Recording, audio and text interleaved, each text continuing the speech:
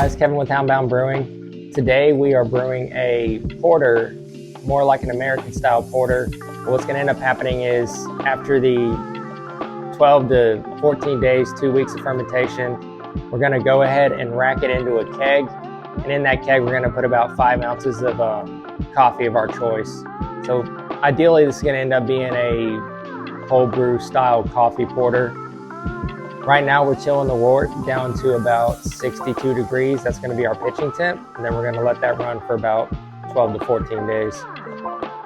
So what I do if the wort's not getting too cold with groundwater, for instance, right now we're at like 77 degrees and I need it down to like 62. So what I'll do is I will rack it into the fermenter. And then after that, we'll go to the coil system, the temp control system, and then bring it down to pitching temp, which normally only takes about 5 to 10 minutes because I keep the cooler in ice cold water. So we'll get this into the fermenter.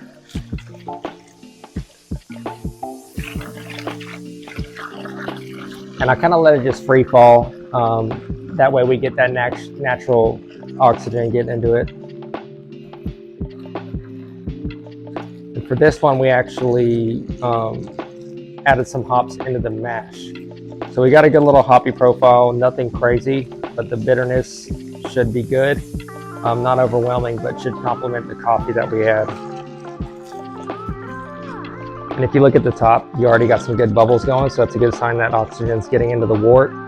Oxygen's key to have a healthy fermentation with the yeast. I add yeast nutrients. It's not necessary, but I add it because I think it helps out. Once we add the yeast starter, we're probably going to be looking at a little bit over 5 gallons because I typically add the whole 1 liter yeast starter. So we're good with that. Let's get the lid on and then get the cooling coil on. That way we can put it into the temp control system and get it down to about 62 in a matter of like 5 minutes. That way we can pitch the yeast. Ay, candy stove, sweet like sugar. Down south, shot it, she a looker. Ay, from the dirty, let us crook it. It's a bag, better book it. See the pigs, better book it.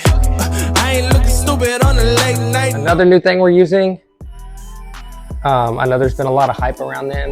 It's my first time using this, but I got one of the basic tilts.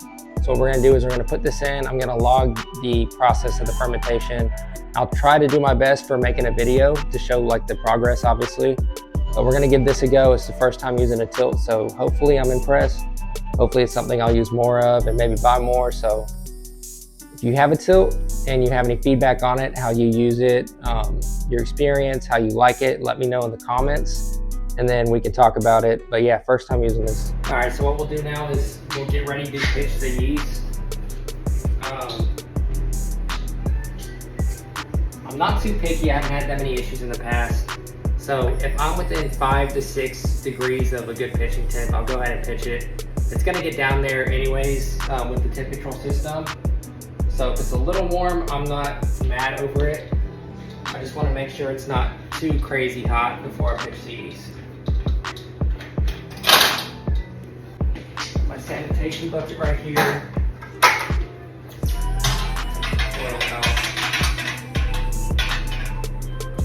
Messy. My tilt is floating, so that's a good thing. I didn't break it. Then we'll just get this nice little swirl. OCD, sanitize the top. It's actually not OCD, you're supposed to sanitize. And then I use these little magnets to make sure that the magnetic stir doesn't go in with it. If it does, it's not a big deal, it's sanitized, but I like to clean my stuff and keep it organized. We'll throw that in there, put sanitized coil back in.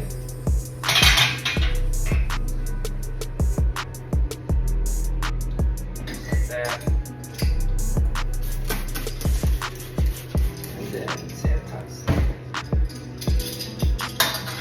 Tri-clamp.